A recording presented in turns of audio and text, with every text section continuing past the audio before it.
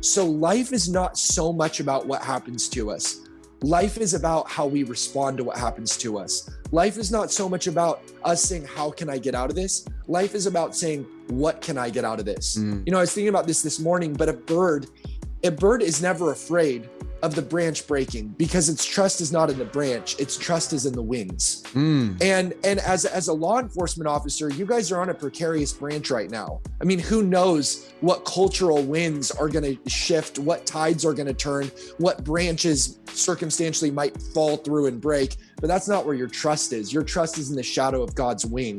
As always, this episode of the It's Needed podcast is brought to you by our amazing sponsor, Thin Line Anthem. Thin Line Anthem is a supplement brand created by first responders for first responders, and they're giving our listeners the exclusive deal of 25% off your entire order. Let me say that one more time. 25% off your entire order.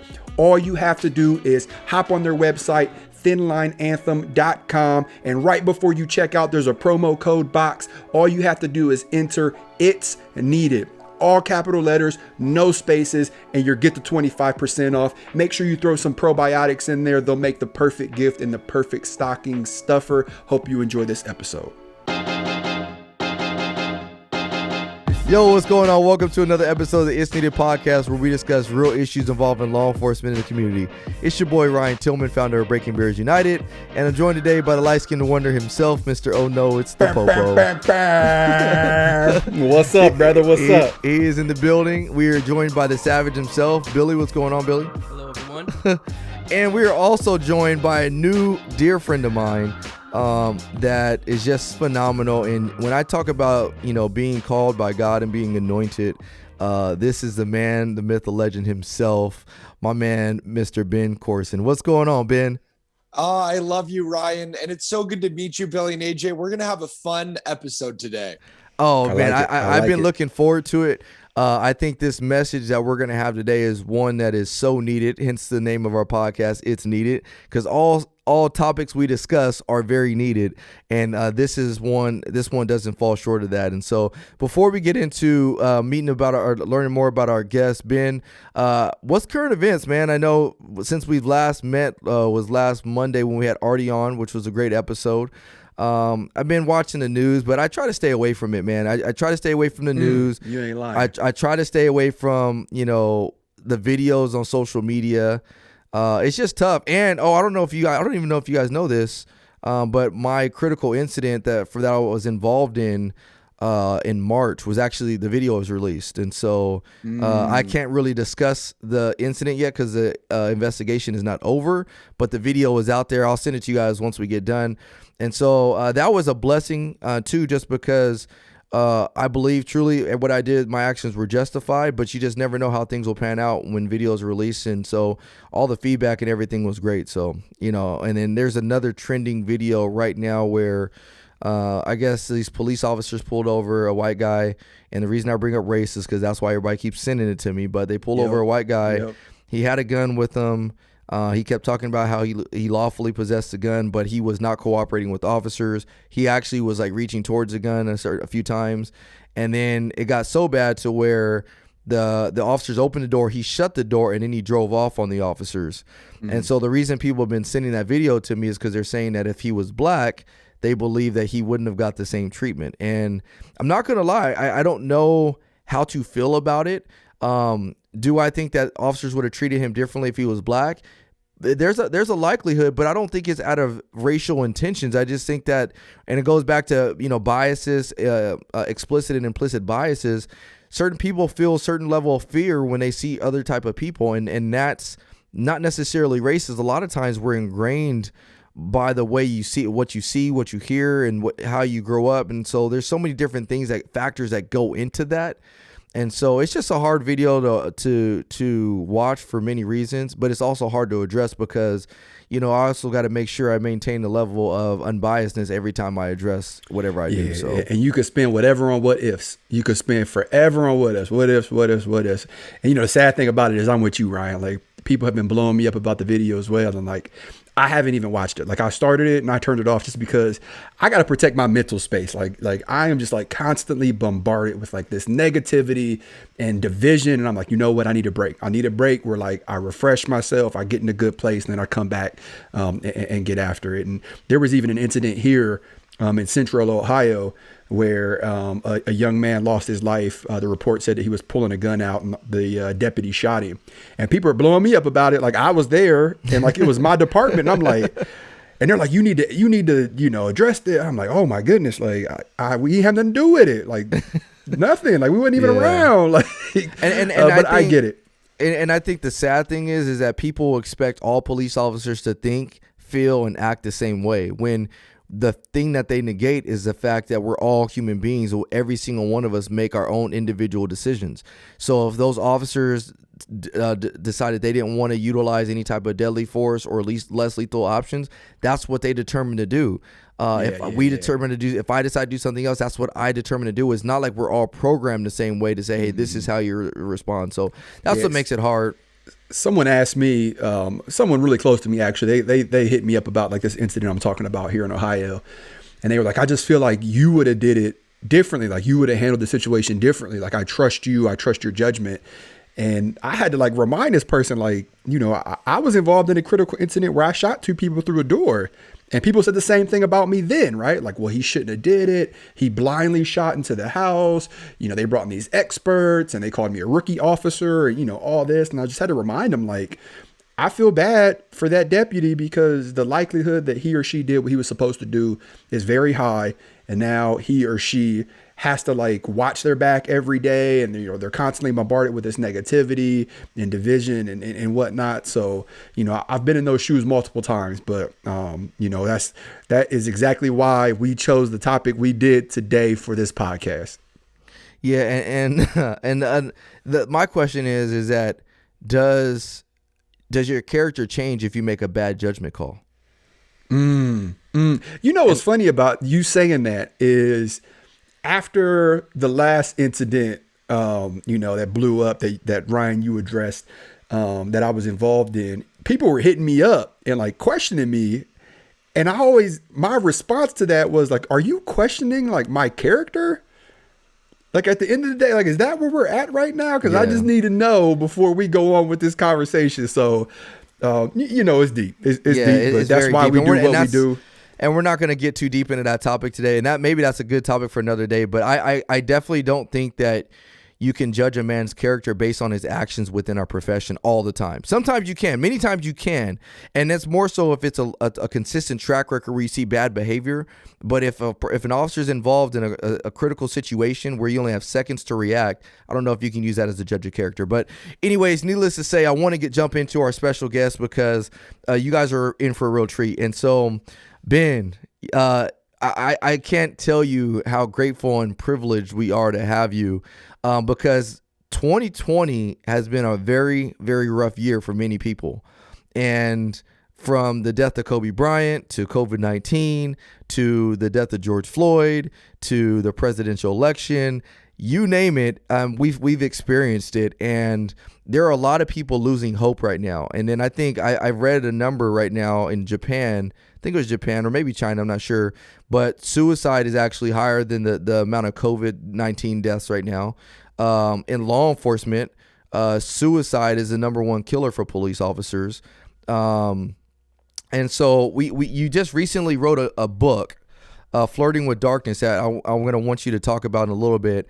And I actually read your first book, Optimisfits, which was phenomenal. And so I want you to kind of just tell our audience who you are.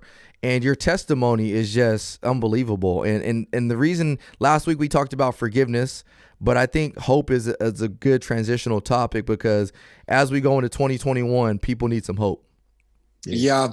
Wow, Ryan, I was able to look up your stuff because we literally met a week ago yesterday. Yes, we did. I was looking up your stuff, and I was telling a family friend who was with me, I'm like, this guy, it's people like him who are going to heal the world.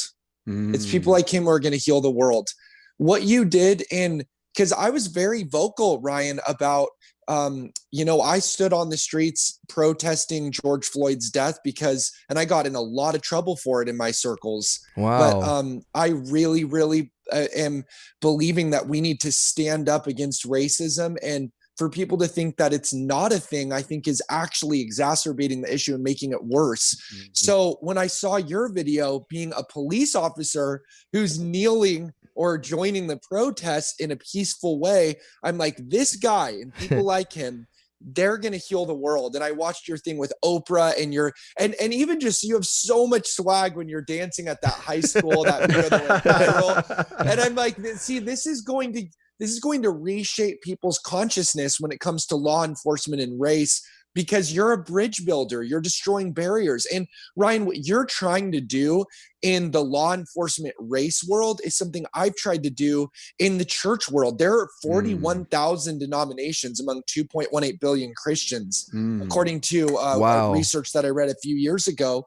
And so Jesus prayed, may they all be one. That's what he prayed. John 17:21, he said, as I am one in you, so I pray that my followers would be one in us. So he wanted the same unity that he has with the Father. He wants us to have that degree of unity with each other. Like, that's pretty intense. Man. And he didn't say, may they all be one if Caesar gets dethroned. May they all be one if the Herod dynasty gets ousted. May they all be one if a certain political figure leads a Maccabean revolution. No, he just said, may they all be one. and so I think that the vicissitudes of the political climate will always be changing. And the fact that the fact that you, and now meeting your two buddies here, AJ and Billy, that you guys are fighting to break down barriers to create a sense of intelligent unity, I think is going to help heal the world. So that was a very long thing that didn't have to do with the real story. No, I appreciate that. And just make sure that I want to make sure AJ caught that. You noticed my swag in my dance, because I do have more swag than AJ. But I taught him everything he knows. We'll address that later. But you know what's funny? One of the things I think that's unique about this is I think God is utilizing this new generation to spark this revolution in so many different ways. And I think all of us be joining together, and there's so many other young people. Even if you look at some of the young people in the political arena that you would have never expected, there are a lot of young people that are leading this charge and this revival. And so I think that we all got to take it responsible. And I think, and I made a video about this, and maybe Ben, you could touch on it more. But one of my favorite books in the Bible is Esther, and the reason it's so phenomenal to me is because, Esther, she didn't realize what she was created for until that very moment and very hour came, and she understood that God had put her in a certain position for a certain reason, and she could not miss the mark. And she had every opportunity to miss the mark, and she didn't. And I think that all of us, and including our listeners right now, you guys were all created for such a time as this. This is probably one of the most turmoil times we've ever experienced in our lifetime. And it's only going to continue to get worse from a prophecy standpoint, but I think it's going to also get better because we also know who wins. So Ben, tell us a little bit about your inspiration to and one, I don't know if you guys know this, but Ben is a pastor of a church in Oregon, and you haven't always come from this place of hope. I mean, you've gone through some dark moments and dark times, and the reason I want you to delve into that a little bit first is because we're a lot of people that are going through stuff right now, but at the end of this podcast, we're going to talk about that level of hope that every single one of us can experience. Yeah, so I love that example of Hadassah, Esther, if I perish, I perish. I was born for such a time as this, because that's how I feel about my own calling, is I was born for such a time as this to give hope to a hopeless generation. So if you look at the statistics, COVID, nearly half of Americans are saying coronavirus has harmed their mental health. There's a 1,000% increase in incoming calls for those in emotional distress, according to Federal Emergency Hotline this April, as compared to last April. And even before the coronavirus, once out of every 40 seconds, somebody was committing suicide, 123 suicides a day, twice as many suicides as homicides. I mean, suicide was the second leading cause of death in my age group in 2017. So I think I realized I was born for such a time as this to give hope, because I once was suicidal. And my message is, if God could heal me, he can heal anybody. So just kind of the cliff notes of my story. Basically, I got diagnosed with complex PTSD, and I didn't even know what that was. I knew what PTSD was. I didn't know what complex PTSD was. And it's basically when you go through a series of traumas that are like major tragedies that you don't know how to assimilate or process because they come in so many waves. So basically, I gave my life to the Lord when I was 2 years old. If I could use that phrase, I started speaking in third grade. Oh, wow. I started traveling and speaking at 16 and became a pastor as a senior in high school. Wow. And so for a lot of that time, I was very happy, very joyful in high school, like very happy-go-lucky. I had a pass to Disneyland, and we just like climbed on the top of Indiana Jones and dropped figs on people, and just like us professional fun haver. But then I went through over 10 years of chronic suicide ideation and depression, and part of that's just because of a lot of the things that I went through regarding, my brother died and my sister died. And my dad's first wife died as well. And I went through romantic heartbreak after an 8-year relationship. And my pastor friend killed himself. And I actually have a stalker who follows me around. He caused a car accident at a virtual event I was doing in Florida a few weeks ago because he was protesting so loud on the street. In fact, this last Monday, literally 1 week ago today, I was on a run and this guy's like, "Are you Ben?" And I'm like, "Yeah." And he threatened to like beat me up with his skateboard because he'd come out of prison. And he was schizophrenic. He was talking about like the white horse of Revelation and the man with the rainbow crown and gurus meditating on mountains. And I'm just like, okay, this is getting a little wild. And so all that to say, like when you go through stuff, it can be very easy to get hopeless and just to say, I almost committed suicide a few times. And the fact that God healed me and rescued me, like that's why I literally wrote a whole book about it. And Ryan, you were there. I give messages about it because I want to arm people to the teeth with the weapons they need to defeat the dark lord of depression. But here's the thing that people have to know. We cannot have our ego massaged as the snowflake generation. The only way out of depression is to fight through. There is no other way. That's why, Ryan, I really want to introduce you to my friend Chad Williams because he was SEAL Team 1 and SEAL Team 7. And when he puts me through SEAL training, it is so healing for me because it arms you and calluses your mind to be able to fight through any battles metaphorically that you go through in life. Like we need Navy SEAL Team 6, DEFCON 1, MI5, law enforcement, heroic, joyful soldiers, fighters who are going to wage a war against the dark lord of depression. Oh man, that's what I'm talking about. Man, grab your seats, everybody, because like I said, if you've never taken notes for this podcast, today is the one to take notes. So AJ, go ahead because I got some stuff that I want to also ask Ben as well. So just to I know you pretty much addressed it already, but if you could give a specific message to law enforcement officers, not only because suicide is our highest cause of death between officers, but also just because this has been a crazy year to be in the profession.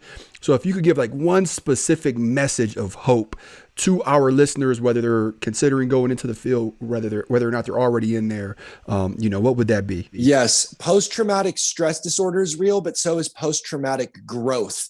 So you guys are in the business of localized warfare, guns, shooting, violence, crime. That's what you guys have to deal with.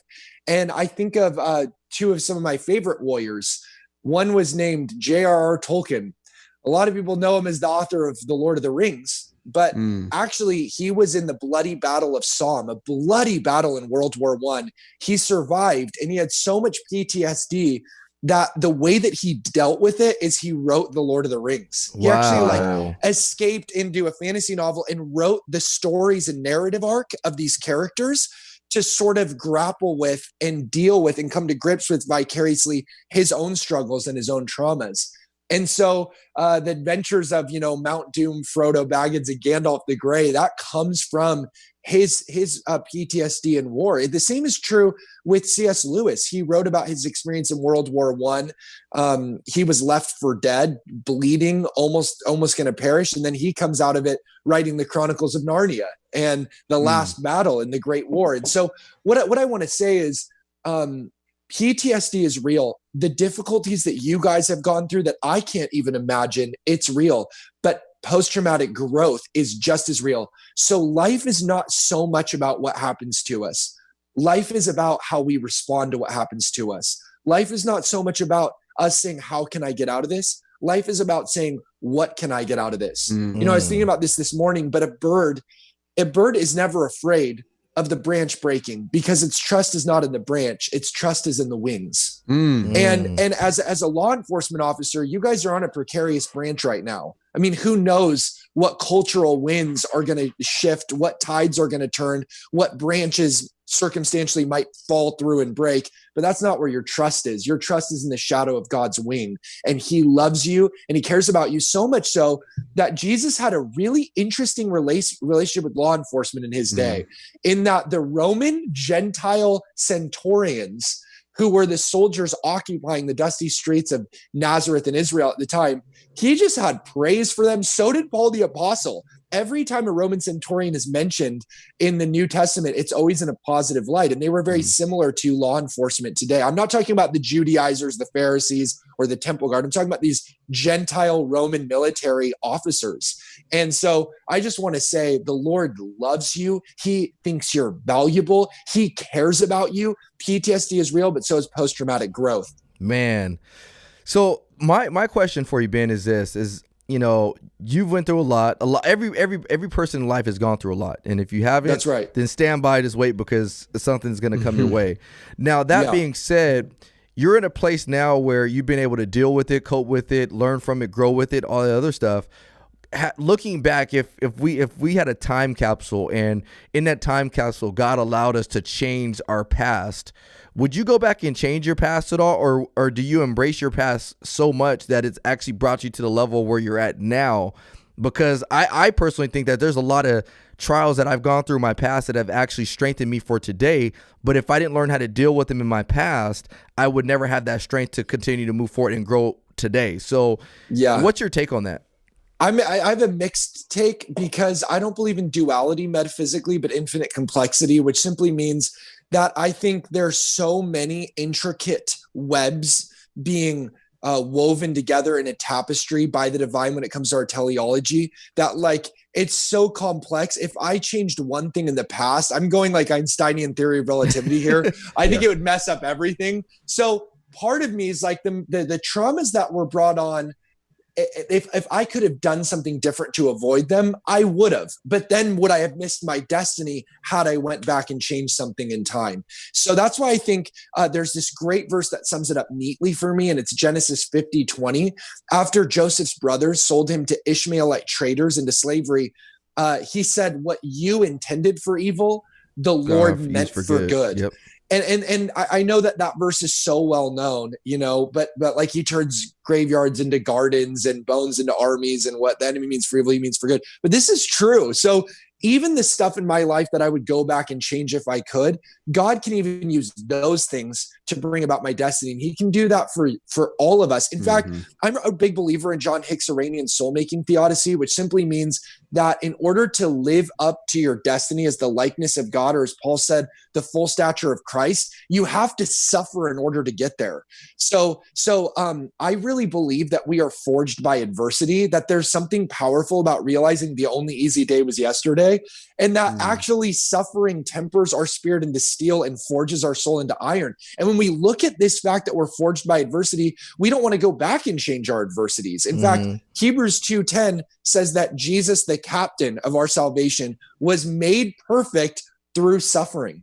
So we used to get Jesus like never, you know, made a mess in his diapers, just walked around with a blue beauty pageant. Never thought about that. And he looked like, he just was like this Swedish, his hair's blowing in the wind, you know, and like, we just picture, it's like, why does he have a blue beauty pageant sash and he's always Swedish in all the movies, you know, but so you just think of him, oh, he's just born perfect. But what Hebrews actually says is he was made perfect through suffering. Napoleon Bonaparte said, I have made my generals out of mud. I believe we're made out of mud. You know, I believe we're made out of dust, the dirt, the grime. That suffering is what makes us who we are, so we can live up to our identity as the image of God. Absolutely. Absolutely. You're going to have me looking at my son completely different. I have a 9-month-old and I have to change him. You know, so I'm looking at him like, yeah, why do you poop? I mean, you know, but just that part right there almost kind of makes you if you're talking about suicide and feeling these feelings of suicide,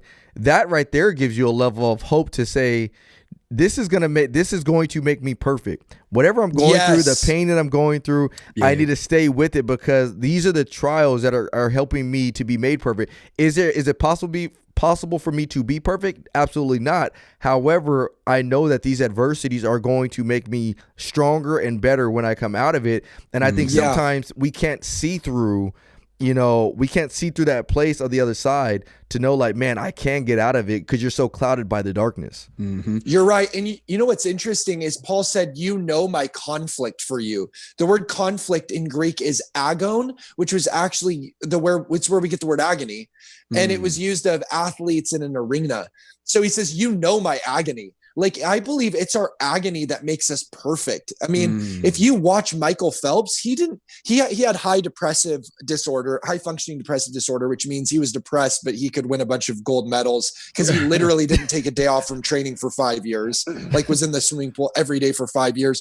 But I believe it's our agonies that turn us into champions, and when you see it that way, if you retrain your brain and reframe your pain through neuroplasticity, you start to actually become buoyant and optimistic. And the only way you can survive these trials is to actually have a sense of humor, to have a sense of optimism. Like Louis Zamperini, who was longer at sea during World War II, stranded on the ocean, then taken over, by a Japanese prisoner of war camp, where he was punched unconscious by his own men at the orders of the bird who was his oppressor at the time. He had an incredible sense of humor. Like, that's why me and my friends, we joke around a lot. We're not always like ontologically navel gazing and existentially discussing our traumas. Like, we're skateboarding, we're having fun. And the more buoyant you choose to be, I believe hope is a journey, joy is a choice, and you have to fight for what you don't feel, the more you're going to actually flourish through your suffering. And that's why it's really interesting, because Antonio Damasio, who's a neuroscientist, found that 95% of the time it's our feelings that decide for us. And I don't know about you, but I would never trust a friend that lied to me as much as my feelings do. You can't trust your feelings. You can't trust your emotions. You got to fight for what you don't feel. And that actually makes you perfect. So if you look at your suffering and you say, you know what, it's not inherently good, it comes from the enemy, but somehow God's going to work it for the good to make me perfect. Philippians literally says, let patience or perseverance have its perfect work, that you might be perfect and complete, lacking nothing. Wouldn't that be sick if you turn in your resume to become a police officer and the CEO says, wow, your resume says you're perfect and complete, lacking nothing? That would be a sick resume. Philippians says the way to get there is through perseverance. And they actually asked me during my initial interview to get hired where I work now, the same question that Ryan asked you, Ben, and it was, if you could go back in time and change anything, what would it be? And that was pretty much my answer. I didn't say it as good as you just said it by any means, but I said it in AJ's way. But I said exactly that. I said no. And they were looking at me like they just seen something crazy, like a second head pop out of my neck. And I said, if I went back and changed anything, there's no telling who I would be today.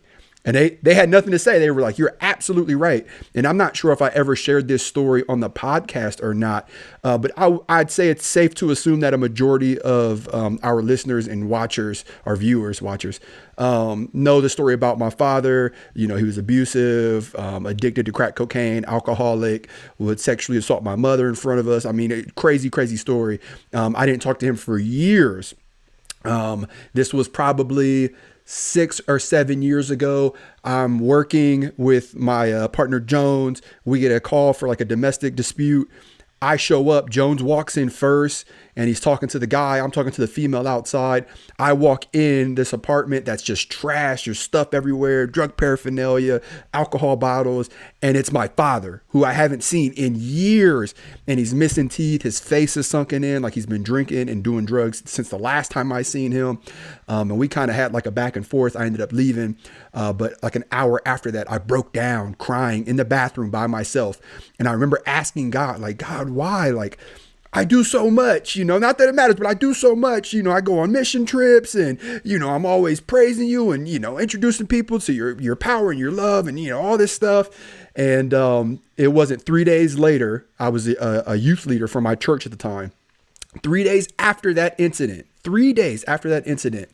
We met at this house with our youth, and a new student walked in. And he sat there quiet the entire time, and it weighed heavy on my heart. And I'm like, you know what? I have to share this story and let my guys know what I'm going through, just so they know that the struggle will continue throughout life, but it's how you handle it and manage it that's what matters. So I shared that story, and this kid broke down into tears. This new kid that I've never met a day in my life broke down into tears. So I pulled him aside afterwards and I said, hey, is everything okay? And he's like, you sharing that story meant so much to me because I'm going through exactly that right now. And it lets me know that I'm not alone. And it was at that moment that it made sense. Like, okay, wow. I get it, God. I'm sorry. Put me through it again one more time so I have an even stronger story. But you're exactly right. Like, we have to train our mind to know that when you're going through the storm, you may not be going through the storm right now for a reason, but by the time you come out, the reason will be there. And there's power in solidarity. There's power in me too. I'm not just talking about the movement. I'm talking about like when somebody says, me too. Yeah. You went through that me too. And you're like, okay, now I see it. C.S. Lewis said, you know who you've made a new friend when the person says, you too? I thought I was the only one. That's when you've made a friendship. Yep. And so I think what's really interesting is Angela Duckworth, who's a psychologist, did a study on grit wherein she found across a range of indexes that a key predictor of flourishing and success and a key indicator of people who really flourish more than social intelligence, IQ, health, or good looks is the ability to persevere toward very long-term goals. That literally is what it comes down to. Can you persevere? So all of your law enforcement officers listening, do you remember when you were younger and it was your dream to be in law enforcement and now you got here and you're encountering struggles? If you'll persevere for these very long-term goals that you've already worked so hard at, the key is persevering, and not just law enforcement, but any career, any vocation. That is actually more of a key indicator of flourishing and success across a range of indexes, more so than health, intelligence, good looks, or IQ, which is really encouraging to know because if our generation quits a lot. Like 50% of high school students will not read another book in its entirety for the rest of their lives after high school because people like start reading books and then they don't finish. You know what I mean? Or it doesn't matter for you guys. You're doing a different calling. I'm just saying like what I'm saying is like we as a generation, we quit very easily. And AJ, I think of what you've gone through, and Ryan, what you've gone through to get where you are. You guys had to persevere to get there. So I just want to encourage your viewers and your listeners. The center of everything is not giving up. That is all it comes down to. That is simplicity after complexity. You can read as many ideological, metaphysical books as you want, but ultimately, no matter how much theology or scripture you read, it comes down to your response to suffering. Will you react or will you respond? Will you persevere or will you give up? And there's something to be said, like when you go through the storm and you approach another storm, you go, oh, this is nothing. I got this. Exactly. I've been through one way worse, last year or a few months ago, opposed to someone telling you how bad the storm is and how you can make it and then approaching the storm. So you almost have to embrace the struggle in a weird sense. Like while you're going through it, you almost have to go, okay, I might not be going through this for a reason right now, but I know at some point the lessons that I'll learn while going through this storm will come into play and it'll all be worth it. And it may not even be for you. It may be for somebody else, which if you ask me is even more powerful. And not only that too, one of the things I've always said, AJ, you hit it on, is I always said the greater the struggle, the greater the story. That's and those and then bringing it back to the spiritual aspect is everything at the end of the day is to ultimately glorify God. And so, because we want God to get the glory. So how much glory can God get if it came from something small? It's like, that's not that big a deal. But he took the most dramatic, impossible, incapable situation. It was like, voila, you made it out. And not only did you make it out, you also gave somebody else the hope to make it out of a struggle that's much worse than yours. And so that's why I always say is like that struggle is so important to embrace it. But it is very hard for a lot of people, especially when they don't have a relationship with Christ. It's very, very hard because that's, I think, the only thing that helps me out, because I know that at the end of the day, I'm not in this by myself. And so there's a lot of listeners that are listening to this podcast right now, and they're probably going through a situation that they had planned on it turning out a different way, but it went the complete opposite way of the way they expected, whether it's their own health, whether it's the health of their family member, whether it's COVID, whether it's a divorce, whether it's depression. Everybody has these outlooks on life, and a lot of it too, you attribute it to social media nowadays, is because you view all these people on social media living these lavish lives, or so we think they're lavish lives, or living these wonderful lives, because all people do is put up the positive stuff and you don't see about the negative stuff. And you forget, like, man, like, no, they're still human. They're going through it. So going back to what you said, Ben, is that me too. I've gone through that as well. I think that's where my relationship with Christ comes in, is like, don't worry about what everybody else is going through. I'm putting you through something because I'm trying to prepare you for something that you have no idea that's going to come in the future. And like you said, AJ, a lot of times it's for other people. And so I always like, this analogy. I was like, I'm trying to please my Father in heaven. I remember looking back when I was a child, and my dad, I would do something and make my dad or my mom very happy. And I just felt so good about it. Like, man, like, you got good grades, or you have 4 touchdowns. Like, man, my mom and dad are going to be so happy. Well, that's kind of how I look at struggles now, is like, when I approach a fork in the road, I have a decision to make. And that decision is either going to be to give in, or it's going to be to fight through. And every time I fight through, I always get happy, because I'm like, oh, I know my dad in heaven is happy right now, because I had a choice to make and I fought through. And I think that's kind of how I've chosen to embrace it. And so tell me, Ben, is that kind of how you chosen to embrace it? And talk about your book for a second, Flirting with Darkness, because this is a book, and if you haven't got this book, you need to. Ben, my sister, I gave it to her once I saw you last week. She's already almost completed it. And sick. Yeah, she's already almost done. I got a copy for my mom. And just so you guys know, without putting all my business out there, my dad was diagnosed with MS in 2008. And so in 2008, my whole family's life was turned upside down in many ways, simply because of my dad's illness with MS. My dad literally transformed before my life. The old dad I knew I knew no longer, because his whole personality changed, and slowly but surely he went from a walker to a cane to a wheelchair, and then he's been in bed the last 3 or 4 years. And my mom, and bless my mom's heart, she's one of the strongest women I know. She's been not only working a full-time job, but she's also been his caregiver for like the last 10 plus years. And so that affected my whole family in many ways. And by that, a lot of my family has gone through some struggles of darkness as well. So tell us about your book, about, Flirting with Darkness, and what the whole moral of this book is. Yeah, so I'll try to sum it up in 60 seconds. I lay out in this book 10 or 11 weapons to defeat the Dark Lord of Depression. One is prayer walks. Scientific research shows that if you talk to God about your hopes, fears, and dreams, it has the same effect on your brain as therapy. Second is scripture scholar scuba gear. When you go deep into scripture, you're going to find over 3,500 promises that you can cling to that will help you through the hard times. Number 3 is the magic number of greatness, the 10,000 hour rule. Like, hone your craft, stop crying, start sweating. Number 4, endorphins, anyone? When you exercise, you release opioid receptors and endorphins in your brain, which help minimize discomfort. So a 40-minute jog has the same effect on your brain as a strong antidepressant. Number 5, rewrite your story. The Bible says the Lord is the author and finisher of our faith. Spoiler alert, there's a happily ever after. Number 6, own your oddness. Don't have cognitive dissonance. What makes you different makes you different. But what makes you different, it allows you to make a difference, pardon me. And if you don't fit in, it's so that you can stand out. Number 7 is friend ventures. When you go on adventures with God and adventures with squad, and you write yourself into a greater narrative, scientific research shows us that if you picture yourself as a character in a story, you're capable of heroism, even to the point of laying down your life for your friends. Wow. Number 8 is heaven. Jesus said, don't let your heart be troubled right before he's going to die. The word troubled in Greek is shudder. Don't have a heart quake. You know that heaven's on the way even after death. Number 9 is El Roy, which means the God who sees. When you feel like no one understands you, remember God sees you.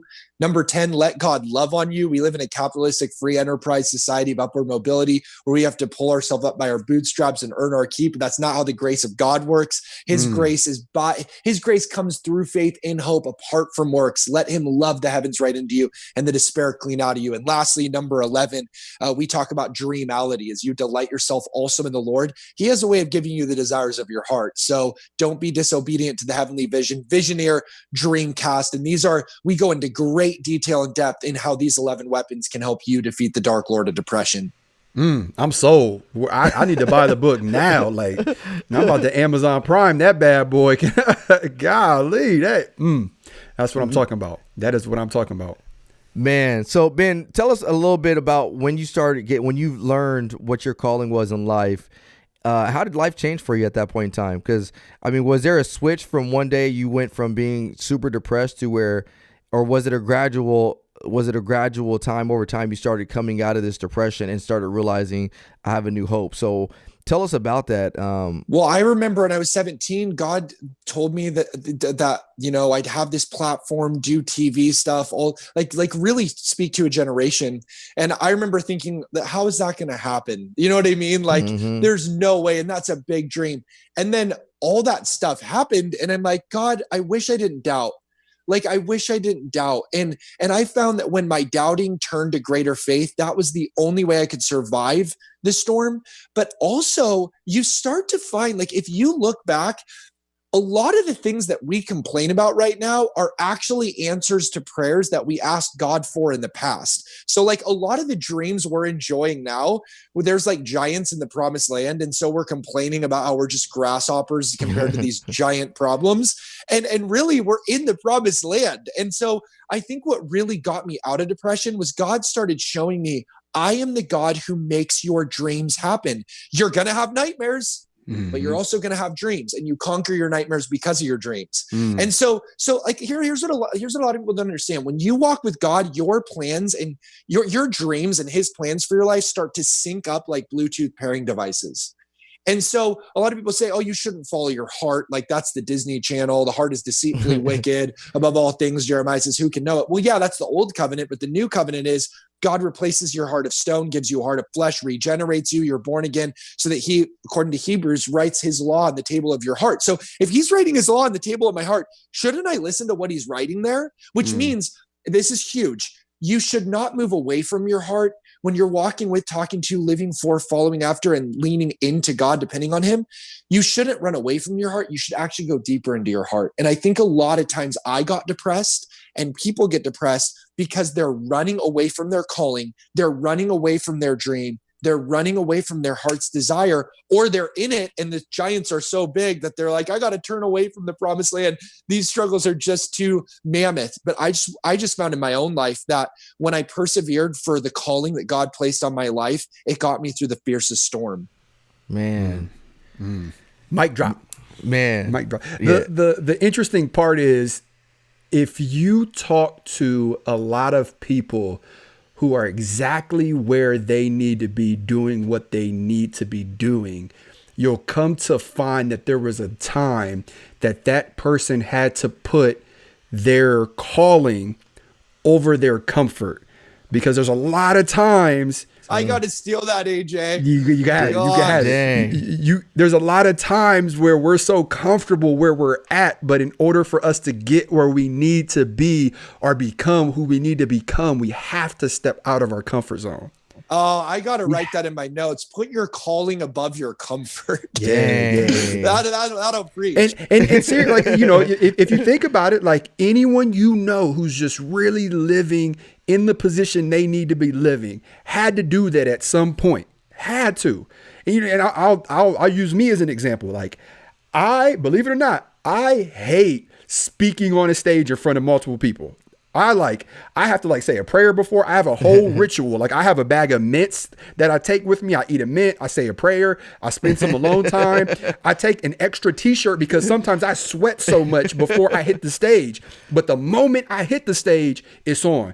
I'm focused. It's on. I'm not thinking about nothing else. I'm doing what I have to do. Basketball game, like, you feel your yes. then the tip off goes and you're good. That's it. So I say that to say this: if you're experiencing a time in your life where you're not comfortable right now, embrace it. You're exactly where you need to be. If you're not, you're on the way.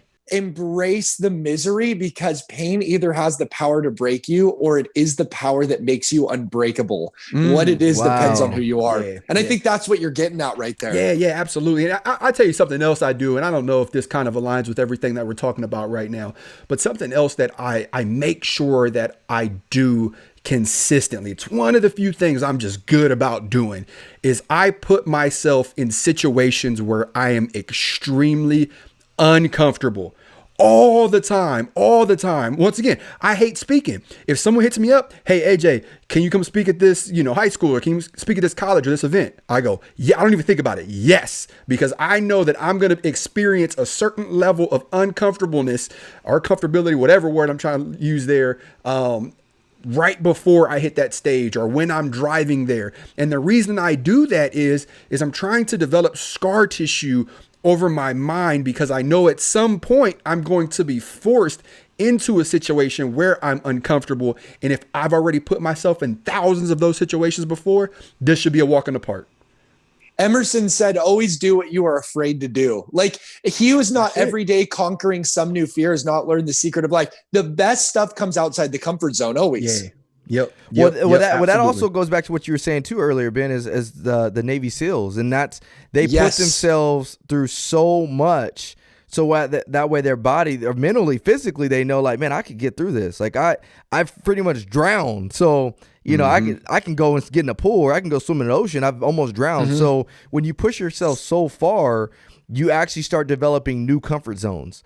So yes, and that's what ultimately happens. Good, Ryan. Is because your comfort zone that you used to have is now probably a lot higher, a lot tenser, because you've started to act. You've grown out of that old comfort zone, and you've gotten accustomed and acclimated to a new comfort zone.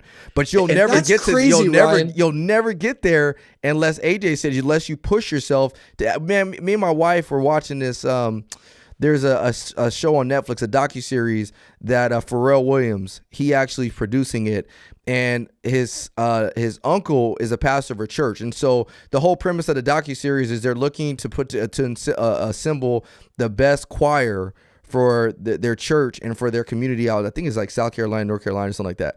Anyways, they hold auditions. There's this one girl, and she suffers. I didn't even know it was like a thing, but she suffers from like social, what's the word for it? Like, basically she doesn't do well with socializing with people. She like freaks out. Social anxiety. And she has like another level. But what she said though is exactly what AJ was talking about, is she has forced herself to get out of her comfort zone. And when she gets on that stage, she can sing like nobody's business, but she's forced herself to do that, and it's actually helped elevate her to where now she can sing in front of millions of people. But when she gets off that stage, she freaks out just being around people. It's the weirdest thing.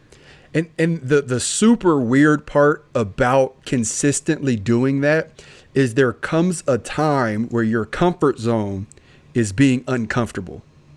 And that's when it becomes a habit. When it becomes a habit, you're only comfortable when you're putting yourself in situations where you're uncomfortable. And that's a good thing. Do you know what's weird about that? What you guys are saying, Ryan, how you said your discomfort is your new comfort zone, and how you guys are talking about that, AJ.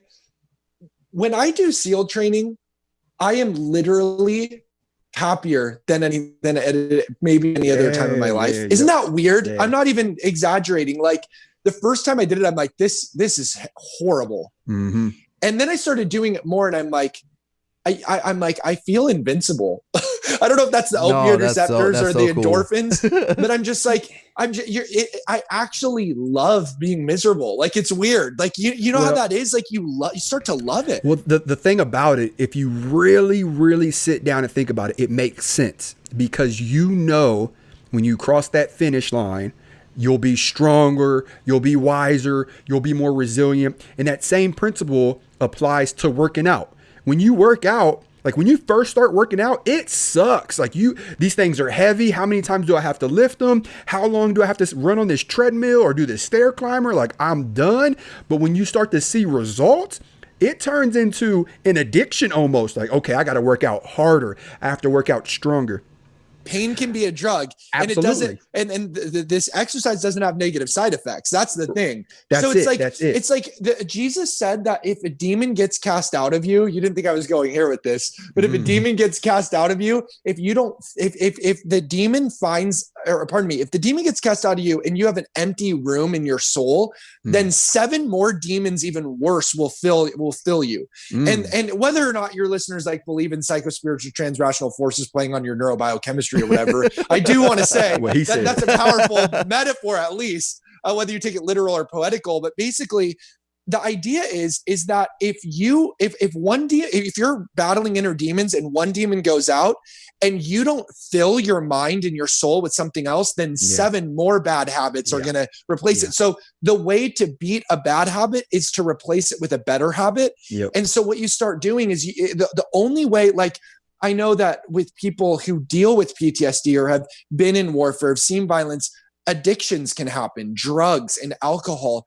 But the secret is like, replace it with something else. Replace that habit with another habit. And that's because we are what we repeatedly do. Excellence is not an act, it's a habit. So when you start doing that, what you find is pain can be a drug. And there are very like, so here's something that I liked to do when I was depressed.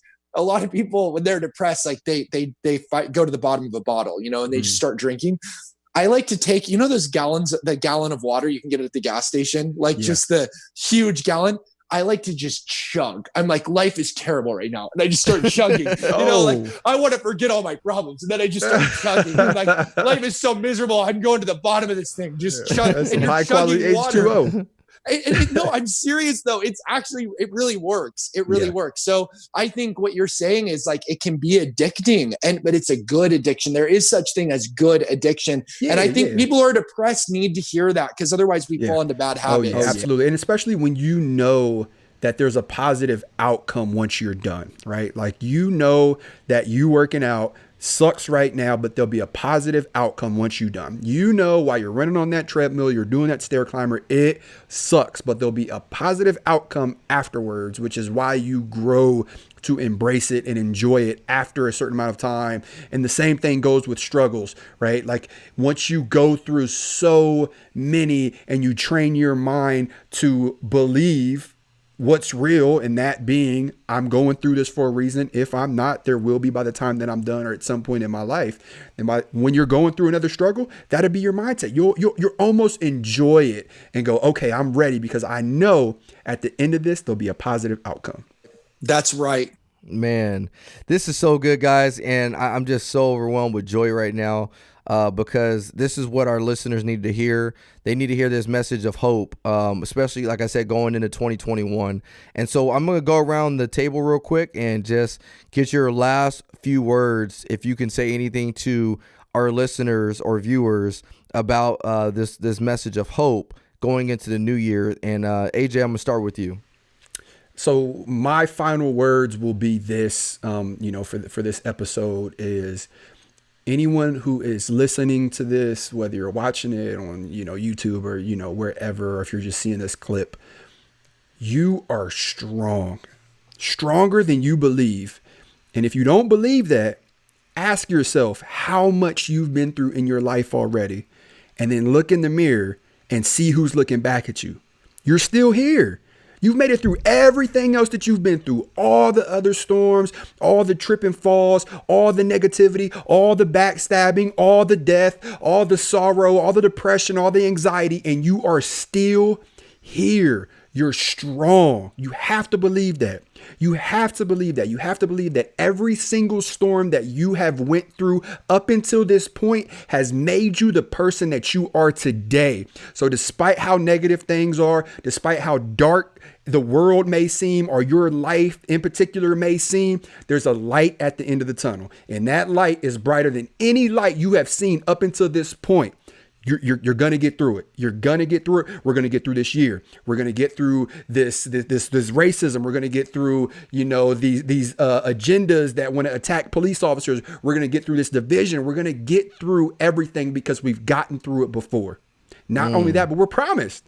We're promised we're going to get through it. Yep. Yes. Amen. Amen. Three things. Ryan, Billy, AJ. Let me go first, Ben, because I know Ben is gonna drop the mic. Oh, you go, Ryan. I want to go first because I want Ben to drop. I can't go after Ben, so I can't go after Ben. I can't go. I can't go. He gonna say a sentence I can't comprehend, so I got. So really hold that thought. My message to our listeners and viewers is simply this. Ben was talking about it earlier is, when one demon leaves, you got to fill it with something else, because if not, something else can occupy that space. The way I've always done this is my transformative verse, my life verse that I've always stuck by was Romans 12:2. It talks about don't be conformed to this world, but be transformed by the renewing your mind, presenting yourself as a living sacrifice. One of the things that I've done is I've always trying to transform my mind, renew it every single day, whether it's by getting in my word, whether it's by going on prayer walks like Ben was talking about. But we have that capability. He's equipped every single one of us with the capability of doing things that are beyond our measure, it seems like sometimes. And so what I've done is in those terrible situations, I renew my mind. And what I mean by that is, like, if I'm feeling depressed, well, what's the best thing about feeling depressed? Well, I can renew my mind and make myself not feel depressed for a second. And if you do that enough, one of the things you said last week, Ben, that stuck with me was we can actually change the way we actually think about things. We can change what it says. It says, you can legitimately transform your mind scientifically. From a scientific reasoning, you can actually transform your mind. And so that's why renewing your mind is so important. And so if you're a police officer out there and you're feeling hopeless about everything right now, renew your mind. Have a different outlook on it. If you're going through depression because you're sick or your family member is sick, renew your mind. Instead of thinking about, what could have, should have, would have been, think about what can be, because you've renewed your mind to know where you can go and what you can get out of it. So that's just my message for everybody is, delight yourself in the Lord, like Ben said earlier, but also be transformed by the renewing of your mind. So that's all I got to say. Wow, great minds think alike, because I was going to dive into that. That's perfect, Ryan. That's why he wanted to go first. It's a layup. It's a layup because I want Ben to slam it down. I want Ben to slam it down. No, that was just a layup. That's alley-oop right there. Hey, that's an alley-oop. I just put the alley-up in the air. You threw me a melon. I love it. And I'll tell you, Ryan, that I'm so glad you said that. I'm so glad, because I have three things. Number one, when you lose hope for the world, seeing the division between, those supporting law enforcement, those supporting, people of color, whatever, look at people like AJ, look at people like Billy. Was Billy? I haven't seen Billy. He's back there. Billy's back here. Billy and Ryan. Look at people like this who are giving hope to the world. And when I was starting to even think, like, man, things, humans are monsters. I watch Ryan dancing at a school assembly in his law enforcement uniform, and I look over at my family friend, and I'm like, this is what's going to change the world. So that gives hope. Second thing that gives hope is that you can change your brain. When you think things are horrible, Ezekiel, the prophet, said, do not say my teeth are set on edge because my fathers ate sour grapes. You say, what does that mean? It was a proverbial way of saying we're the way we are because of our parents. And through genetic determinism, people say that, I'm just stuck with this psychological equipment because it was passed down to me by my mom and dad. But actually, Daniel Amen, who did 83,000 brain scans over a 22-year career, more brain scans than anyone in history, found through neuroplasticity that the brain can change through rote and repetition. When you continuously drive your thoughts toward the light, you can build new neural pathways in your brain to actually terraform it into a thing that's hopeful. And the third and final thing I'd say is, when you're going through your worst, God is planning his best. So have hope.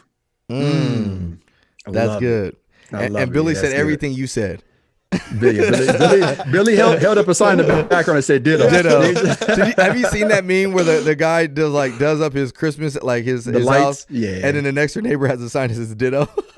That's something I would do. So there you go. Let me give a quick shout out. Go ahead, AJ. I was just going to say to everyone listening, I just want to give everyone a quick update. My surgery is Wednesday, so I will have my surgery Wednesday. There's an expected 4 to 6 month recovery time after that. So definitely add me to your prayer list, or send up a quick prayer for your boy, that I could just, have a good surgery, that I could heal relatively fast and get back out there and, start being that change. Dang, you actually convinced people enough that you were actually really hurt. That's impressive. Ain't that crazy? That's impressive. Keep my brother in his prayers. we will make sure we're still on for Monday for the podcast. I don't care if he's drugged up and all. He may be drooling and stuff like that, but he will be on. So just to let everyone know how serious we take this podcast, they initially wanted to schedule it today. They had an opening. They're like, we need to get you in on Monday. And I was like, no, not like, today. Well, we really want to get you in because the surgeon, we don't play. So I said, hey, Wednesday, that'll give me enough days to where I could at least get down here and set up stuff with a little bit of help. But yeah, we will be here Monday for sure. So you know what's funny, Ben, is we started our podcast about 2.5 years ago, and was it 2.5? Yeah, almost, just a little over 2 years. It's just a little over 2, and we started at once a month, and then the ratings were just really good. So then we went to twice a month, and then we just said, you know what, let's just do it every week. So we do it once every week, and we've got all the way up to number 5 on the charts for government rated podcasts and stuff like that. Whoa, and so I think we're downloaded over 70 countries, right, Billy?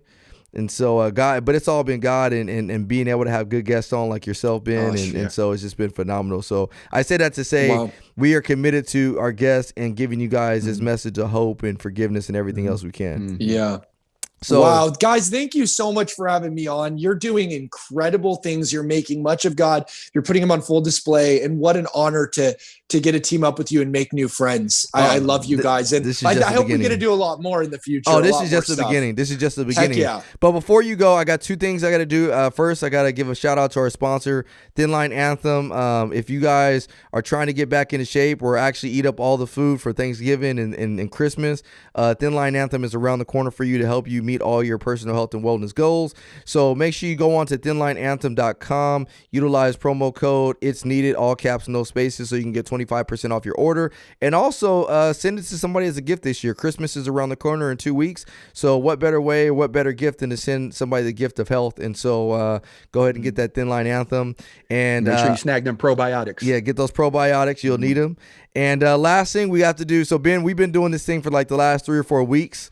Which is this in the segment, which we call One Has to Go. It causes fist fights. I'm gonna just put it out there. It's worse than Monopoly. You're like, by the end of this, you'll want to like choke Ryan out. So I'm just putting that out there. So last week we did Christmas movies. The week before that, I think we did Thanksgiving meals. It was Thanksgiving desserts, and then the week before that, it was actually Thanksgiving entrees. So all 3 were disappointing. So no, the first one was okay. So this week, what we're gonna do is Christmas iconic characters. So One Has to Go. Christmas iconic characters. So wait, so do we just rapid fire our favorite Christmas characters? So I'll start. No. I'll go around. I'll go around individually, and I'm gonna ask you guys to get rid of one of the choices that I give you. And so if one of these had to go, this is what you would say. Understand? Yeah, we'll all figure it out. All right, cool. Yeah, all right, so one has to go. Santa Claus is number 1. 2, Frosty the Snowman. 3, Rudolph the Red-Nosed Reindeer. 4, Elf on the Shelf, or Elves. And 5, the Grinch. The Grinch is the best. I'm getting rid of Rudolph. Oh my goodness! What? He got rid of Rudolph. That came from left field. That came. He said that like off rip. Like he didn't even think Rudolph. You doing too much for too long. You gotta go. Ben's thought about that before. Ben's thought about that before. Yeah, Ben and Rudolph got beef. I don't know what happened, when it happened. Yeah, those little claymation Rudolphs, they gotta go, dude. Oh man. Okay, that was a curve. I didn't expect that one. Hey, Billy, what you got? I'm going with Frosty. The others are too connected. Yeah, they're all connected. What? Frosty the Snowman. They made a song after Frosty. I can't what, stand right? Frosty. And AJ's obviously made a beatbox out of it. That's the remix. All right. AJ, you're up. Elf on the Shelf. Like, what? How is that even? Come on. Come on. Well, I'm confused. Is it Elf on the Shelf or elves in general? Because if it's Elf on the Shelf, I get it. But if it's elves in general, you can't get rid of elves in general. Elves in general. Oh, come on, AJ. God. Still elf. They gotta go. Elves gotta go. Oh my God. Man. Santa can get all sorts of helpers. Rudolph lights the way to the sleigh. Okay, let's talk about that. right, so you know what? gosh. For once, I never thought I would see this coming, but for once, Go I ahead and think say it. me and AJ are going to agree with each other. Got it, I got to got get rid to. of L's. I got to get rid of. They gotta go. What Oh is- my what gosh! is well, Frosty? at ABC, all least- of y'all later. At least you guys kept it with the Grinch. At Look, least you look. kept the Grinch. Look, Santa delivers the toys. The elves build them. Rudolph guides them. What does Frosty do? Frosty contributes What a is song. Frosty and has the a Grinch song. still steals them. You know what Frosty does? You know what he does? He Billy? contributes a song. He brings hope. Frosty. Oh man, this was good. This was really good. So, well, thank you guys for your answers. You can see that instead of breaking barriers, we're actually building barriers up when we do this segment. Oh man, but Ben, man, I can't thank you enough, man. This is just a start of a long time friendship, my brother. Yes. Yes. I think all of us, man, we've all been called for such a time as this, and we're gonna change. We are changing the world in many ways, and so are you two listening. If you're listening this or watching this, and you're going through depression, now is your chance to get through it. Now is your chance to realize, like, embrace the struggle like we talked about. Embrace that struggle, because that struggle is going to prepare you for your calling. And like AJ said, that calling, you got to go, that sometimes you got to get uncomfortable, and that calling will take you above your comfort level. And so be ready to do that. Be ready to go above your comfort level, because what's on the other side of that door is just awaiting for you. And so we've all experienced it. I'm excited because even though our country, our nation, and this world is in turmoil, I know that God is raising up people like us. And so this episode, I've never been shy or timid about my faith. You guys all know my faith in Christ, and I'm never going to keep that in the shadow, because that's honestly why I'm at where I'm at. That's why Ben is where he's at, AJ and Billy. And so if I tried to keep that in the background, then I wouldn't be where I'm at. So I appreciate all those that are listening to this. And if you don't have a faith in Christ, now's your chance. All you got to do is just accept him as your Lord and Savior, and just acknowledge that he died for our sins. That's why we celebrate Christmas. And I don't think, and if you celebrate Christmas, I don't see how atheists celebrate Christmas, only because Christmas is spelled Christmas, Christmas. The Christ is in Christmas for a reason. And so now is your chance to accept him as your Lord, and just realize he's already forgiven you for whatever you're done. Some of you guys may say, I'm not worthy, I'm not able. He's already accepted you. And so just know that. And I'm feeling led to do a quick prayer for all of our listeners right now. And so I'm going to do that. And before y'all highlight it, I'm going to highlight it myself. I'm going to dog myself out. But I don't know if y'all notice I have a hole in my sock right here. I was about to say, he wore his holy socks, so he preached. Hey, that's how y'all know big toe shot. that's how you know we family when I got my holy socks on. So All in the camera too. You I can know. But anyway, let's pray. Let's pray. Dear Heavenly Father, we come before you, and I just thank you, Lord, for allowing my brother Ben to come on this podcast today to deliver a message of hope. I just ask that you would just continue to bless all of our listeners and followers. And for those that are out there that are going through a dark time right now, depression, whether it's because of COVID, whether it's because of deaths in the family, whether it's because of illnesses in the family, whatever it is, relationships, you know what it is more than we do. I just ask that you give all of our listeners that hope that they need, restore them, and just allow them to put their faith and trust in you, knowing that you can get them out of any dark situation. Like AJ said, there is light at the end of every dark tunnel. And so I just ask that all of our listeners will commit their ways and commit all their ways to you, so that way they can serve you, and at the end of the day, you can get all the glory. So we love you. We thank you. Allow us all to enjoy this holiday season despite COVID, and just allow us to turn towards you and our family more importantly than anything else. Allow us not to get caught up in the gifts, but just the gifts of having each other. So we love you and thank you for it in your son's name, Jesus Christ. All right. Amen. Amen. Hey, thank you so much, fellas. Ben, it's always a pleasure. AJ, Billy, Love you. and love you too, man. Love all you guys. And with that being said, I can't wait for another episode of One Has to Go next week. But until then, we'll see y'all next week. Peace.